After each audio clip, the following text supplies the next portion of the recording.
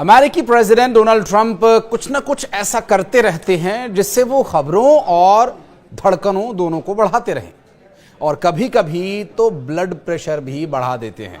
बहरहाल इस वीडियो में ट्रंप के ऐसे ही दो बड़े फैसलों के बारे में बात करेंगे और बताएंगे कि अब उन्होंने ऐसा क्या किया कि अमेरिका में रहने वाले भारतीयों ने तो थोड़ी राहत की सांस ली, लेकिन दूसरे फैसले से भारत को मिल रहे एक बड़े निवेश पर तलवार लटकती नजर आ रही है। नमस्कार, मैं हूं आशीष त्रिपाठी आपके साथ और न्यूज़ 18 के डिजिटल प्लेटफॉर्म पर। इस वीडियो को अंत तक देखिएगा, जानने की कोशिश करेंगे कि अमेरिका में भारतीयों सहित जो गैर अमेरिकी नागरिक हैं उनके धन विदेश भेजे जाने पर जो राशि पर लगने वाला टैक्स है या जो शुल्क है वो किस तरह से अब उसमें बदलाव किया जा रहा है। दरअसल ये शुल्क 5% से घटाकर 3.5% किए जाने की योजना का प्रस्ताव पेश किया गया और इसे अमेरिका में रह रहे भारतीयों को आंशिक राहत मिलने की संभावना है और सिर्फ भारतीय ही नहीं बल्कि उसके साथ साथ रह रहे गैर अमेरिकी नागरिकों के लिए भी।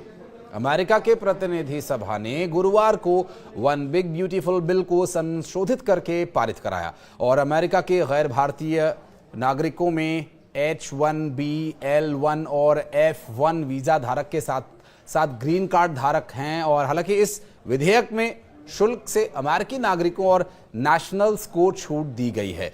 ये रिपब्लिकन के बहुमत वाले उच्च सदन सीनेट में जाएंगे और इस सदन में अंतिम मंजूरी मिलने के बाद कानून के रूप में लागू किया जाएगा।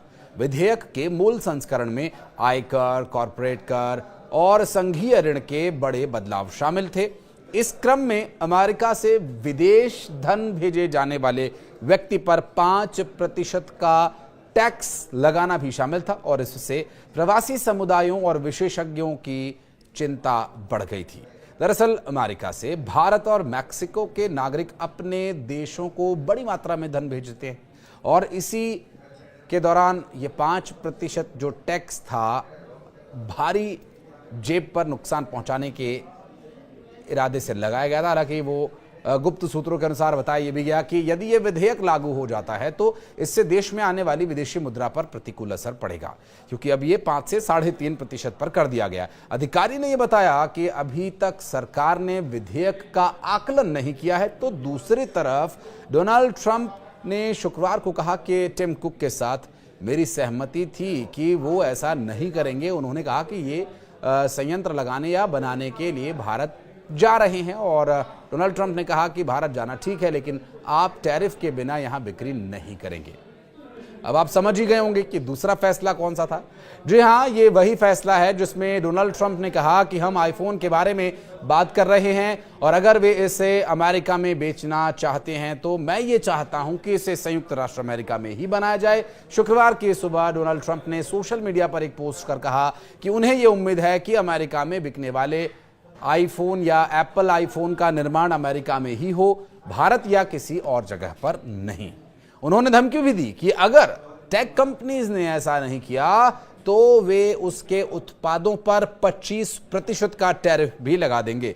ट्रंप ने कहा कि मैंने बहुत पहले ही एप्पल के टिम कुक को बताया था कि मुझे ये उम्मीद है कि अमेरिका में बिकने वाले उनके आईफोन्स का निर्माण अमेरिका में ही होगा, भारत या किसी और जगह पर नहीं।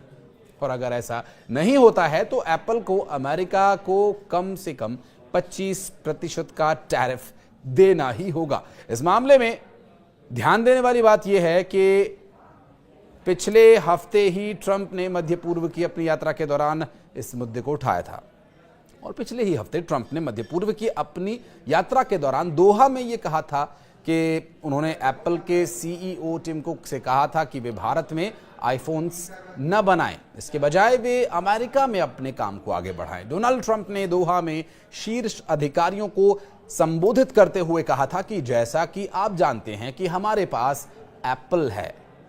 कल मुझे टिम कुक से थोड़ी परेशानी हुई।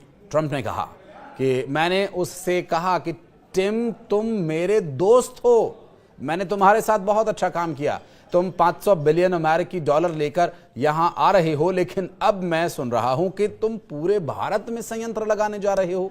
मैं नहीं चाहता कि तुम भारत में निर्माण करो। भारत अपना ख्याल खुद रख सकता है। अगर तुम भारत का ख्याल रखना चाहते हो तो तुम भारत में निर्माण कर सकते हो, क्योंकि भारत दुनिया में सबसे ज्यादा टैरिफ वाले देशों में से एक है।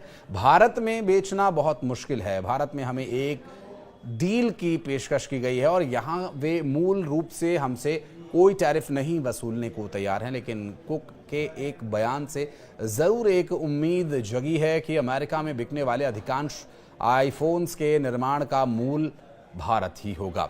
ऐसा कहना है टिम कुक का। और इस महीने की शुरुआत में कुक ने दूसरी तिमाही 2025 आय सम्मेलन कॉल में कहा था कि आज एप्पल पर लागू मौजूदा टैरिफ उत्पाद के मूल देश पर आधारित हैं। जून तिमाही के लिए हम ये उम्मीद करते हैं कि अमेरिका में बिकने वाले अधिकांश आईफोन का मूल देश भारत होगा और अमेरिका में बिकने वाले लगभग सभी आईपैड, मैक, एप्पल वॉच और एयरपॉड्स उत्पादों का मूल देश वियतनाम होगा। दरअसल पिछले कुछ वर्षों में एप्पल भारत में अपनी विनिर्माण क्षमता को लगातार बढ़ा रहा है।